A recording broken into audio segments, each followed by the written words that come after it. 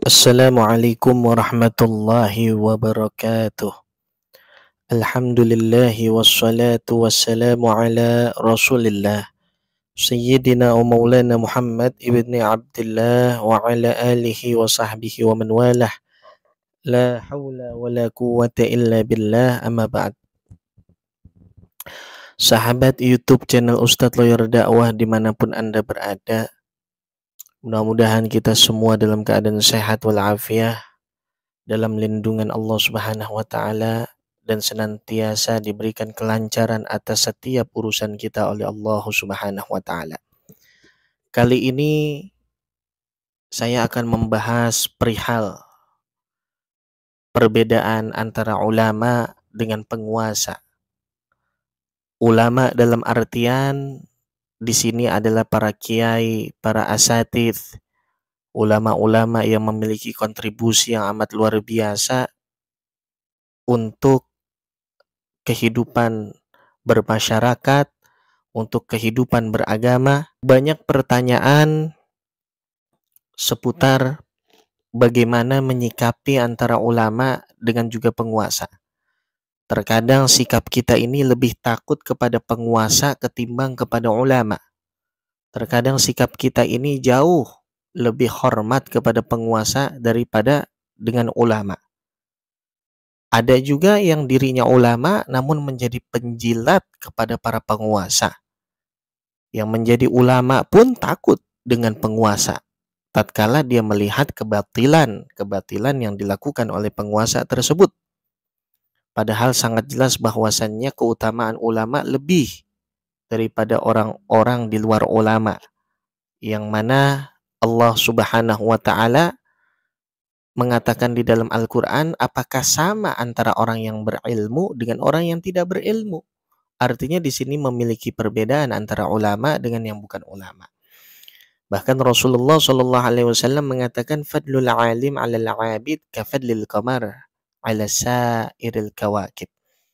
Keutamaan ulama ya dibandingkan dengan seorang hamba itu bagaikan ulama itu adalah bulan purnama di antara bintang-bintang. Bahkan dikatakan innal ulama waratsatul anbiya. Sungguh ulama itu adalah warisan daripada para nabi. Tentunya adalah ulama-ulama yang baik yang mengikuti jalannya Rasulullah Shallallahu alaihi wasallam. Lantas bagaimana dengan penguasa? Penguasa yang betul-betul taat kepada Allah dan Rasulnya, mengikuti daripada jalannya ulama, maka mereka adalah penguasa yang betul-betul harus kita cintai, harus kita hormati, ya, harus kita senantiasa ikuti daripada setiap aturan yang dikeluarkan oleh penguasa tersebut, selagi aturan tersebut tidak keluar daripada syariat Islam ataupun tidak menentang ajaran agama. Nah, dalam video kali ini saya akan membahas tentang video saudara Harry Pras, yang mana di dalam videonya ia memiliki sikap terhadap penguasa ataupun dalam tanda kutip di sini adalah presiden. Tatkala presiden memiliki kesalahan, ya, kita simak dulu bagaimana sikap ataupun pernyataan Harry Pras terhadap penguasa yang bila mana ada salah ataupun tidak sesuai dengan amanat penguasa tersebut. Ini dia videonya. Saya sebagai seorang warga Indonesia, ketika Pak Prabowo sudah dilantik sebagai pemimpin negara, saya tidak akan mengkritik-kritik dia lagi. Sebagaimana dulu ketika dia masih mencalon, Pak Prabowo mencalon. Saya kritik habis-habisan. Ada videonya kalau kalian mau lihat. Ada. Jadi ketika Pak Prabowo sudah menjabat sebagai kepala negara ataupun sebagai presiden, Harry Pras ini tidak berani untuk mengkritik beliau lagi. Ya, sangat jelas pernyataannya. Ada videonya kalau kalian ingin tahu bagaimana saya mengkritik dia. Pak Anies Baswedan. Pak Anies ini juga sering saya kritik. Banyak malah kritikannya. Sering dikritik ya. Orang-orang sufi. 1000 malaikat, 1 juta malaikat diutus untuk kampanye. Saya kritik juga. Terus siapa lagi? Pak Ganjar Pranowo juga pernah saya kritik. Karena apa? Juga. Sepupu dengan Fuad Pleret. Karena sudah diutus katanya sama siapa namanya? Nabi Khidir untuk memenangkan sontoloyo memang. Jadi ketiga-tiganya sudah pernah saya kritik, sudah pernah saya bahas sebelum mereka semuanya dikritik ya, presiden. semuanya. Begitu teman-teman. Jangan salah, saya juga mengkritik mereka, tapi sebelum mereka menjadi presiden. Jadi sebelum jadi presiden. Tapi kalau sudah jadi presiden takut mengkritik gitu maksudnya? Hah? Jadi kalau belum jadi presiden, semua orang nih kalau belum jadi presiden boleh dikritik. Ustadz Adi Hidayat, karena dia belum jadi presiden, beliau boleh berarti dikritik sama Heri Pras. Tapi kalau Ustadz Adi Hidayat sudah jadi presiden, Heri Pras nggak akan berani untuk mengkritik beliau. Kan begitu.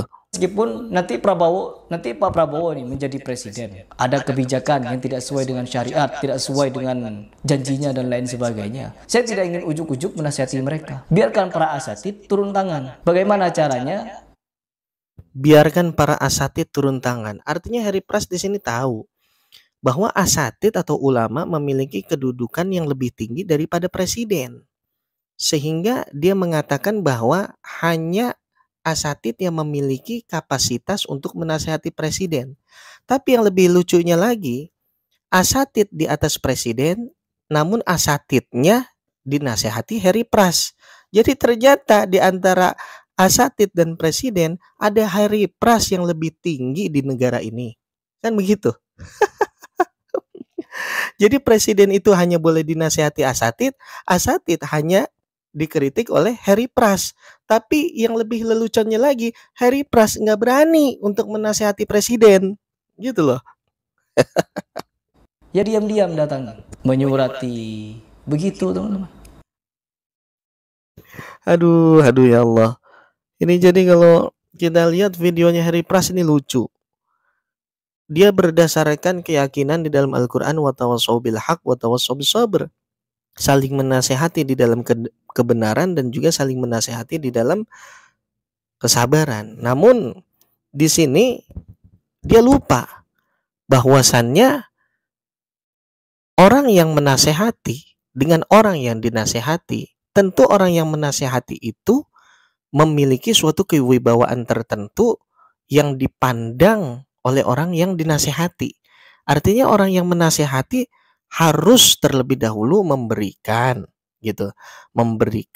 daripada sikap ataupun contoh yang baik. Jadi bagaimana kita dapat menasihati orang kalau di dalam diri kita pun tidak ada kebaikan? Al-Imam Al-Ghazali mengatakan di dalam kitabnya Al-Muluk Hukamun 'alan Nas wal Ulama Hukamun 'alal Muluk. Pemimpin adalah penguasa atas rakyat dan para ulama itu adalah penguasa di atas raja.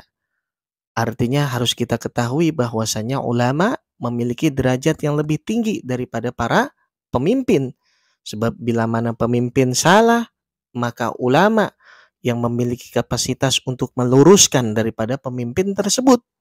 Dan bagaimana sikap kita bila mana ada ulama yang salah? Bila mana ada ulama yang salah, maka di sini pun kita memiliki instansi yang berwenang untuk membenarkan ataupun menasehati ulama tersebut. Kita kenal ada Majelis Ulama Indonesia, ada Kementerian Agama. Mereka adalah instansi-instansi yang telah dibentuk oleh negara untuk menasehati para dai ataupun ulama yang memang melenceng.